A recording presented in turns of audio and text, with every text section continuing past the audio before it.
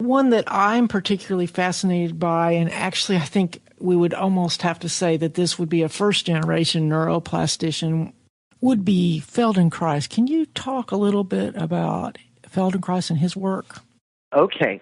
Well, there were two thinkers that I included in this book who you might say they are old hat.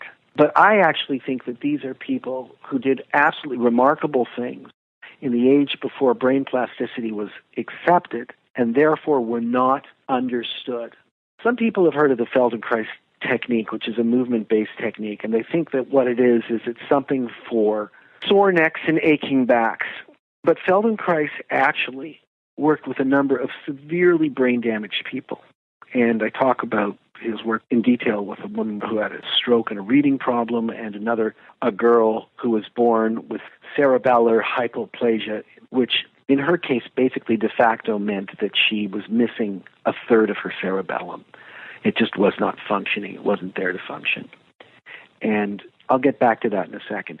Just say a few words about Feldenkrais. Feldenkrais was a very serious nuclear physicist. He worked in the Joliot Curie lab that had major breakthroughs in discovering artificial reactivity, and Einstein wrote about them, and he actually was involved in smuggling certain secrets out of France as the Gestapo was approaching their lab in the hope of getting at the atomic secrets. And he went to England. He was clearly a genius who had mastered many domains and many intellectual disciplines. He was also one of the first people to bring judo to Europe, and he had terrible soccer injury. In fact, while he was escaping the Gestapo with these secrets, his knee was acting up terribly. And then he worked for counterintelligence for the British on submarines to protect British submarines, and he often slipped and hurt his knee. And so he began to apply everything he knew from physics to understanding how his knee would work, but he'd also learned a lot of things, and this is where the Eastern tie comes in, about movement and awareness from his judo master, Kano. Basically, he would lie in bed for many hours and just move his knee very gently to understand how it worked. He also read a lot of neuroscience, and Feldenkrais basically came to the conclusion very early on that the brain was plastic, that it was programmed by our activities, that mind and brain and body were one, that there is no such thing as simple abstract thinking separate from motor activation, that they're related all the time, so that even when you're thinking a thought or thinking of saying something but you don't say it, if you had your hand on the voice box, you could detect little movements and so on. And that thought always had a motor component. You're lying in bed and you're thinking something that's emotionally upsetting, but you don't get up and do something. But there's tension or high tonus there, for instance. One of his most important insights, again, somewhat coming from the East, is that most of the movements we do without close awareness. And if you apply awareness to movement, you can change the movement and the structure of the circuit. That's the first thing. The second thing is that the way to get awareness of movement is to slow it down and make it very gentle and light. Only then can you observe the effects of the movement. As he would put it, if he had an iron bar and a fly lands on the iron bar, you can't detect it. If it lands on a feather, you can detect it. I think that was one of his examples. Very small movements are much easier for the brain to register and learn and differentiate.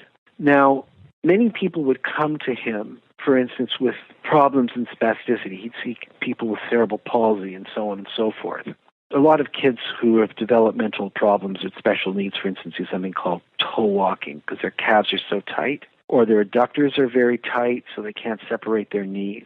And the way that this would be treated would be with surgery to sort of cut the muscles, to extend them, or Botox repeatedly. Some of these kids were born with eye problems, and they would cut and rearrange the eye muscles. And what he found is in all of these kids, there was very high tonus. And because he believed holistically it was a mind-brain-body problem, instead of trying to correct the high tonus by cutting the muscles, or as some people would do, just stretching them all the time, which causes these children an immense amount of pain, he realized that it's a brain problem. The brain is creating all of this high tonus, and it's very poorly regulated. And he would find that by very gentle movements, he could get the brain to use awareness to lower the tonus. Now, the best way I can describe this to you is an experiment that he actually did on himself. It's often done in Feldenkrais awareness through movement lessons. Let's say you have a tight neck tension. He would lie down to eliminate the role of gravity on the body, and then he might tuck his head the smallest amount he possibly could. I'm talking about a quarter of an inch, with total awareness and up and down. And he might concentrate his awareness just on the left side of the body as he did this. And he might do this for 5, 6, 7 minutes, many, many repetitions, just concentrating.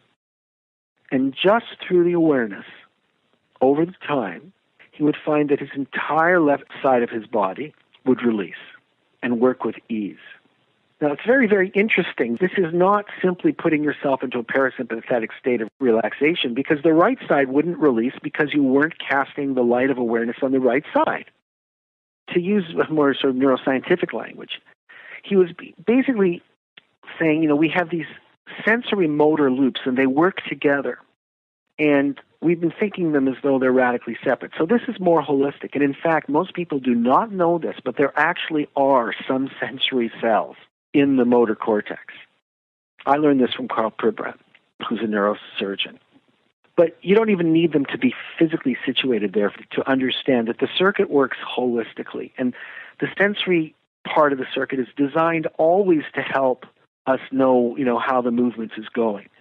And by using mental awareness, you can speed up this process. Now, later on, you might spend half an hour in a Feldenkrais class just doing an awareness of the left side of the body, and then 5 minutes at most doing awareness on the right side of the body, and it'll release much faster because the right side is learning from the left side.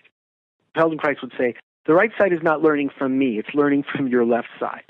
The trick here would be to do random movements very, very gently to see what felt best. So the body learns.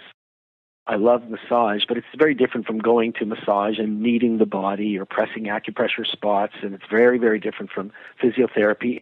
It's an awareness-based approach. Now, if you got the person in a quiescent state, you could use this technique on kids with severe brain damage to, for instance, release high tonus. When the tonus goes down, they can be much more aware. He was very big that the way the brain is learning is through something called differentiation. And in fact, in that example I gave you, you are learning to differentiate what a good move feels like, an uncomfortable move, and so on. In the book, I have examples of children who were born with brain damage of various kinds being helped. So that girl, Elizabeth, I described, she was practically paralyzed, had very, very few movements, was thought to be intellectually utterly incompetent. And he worked with her on these various differentiations, and he also had a whole theory of development that I can't get into right now.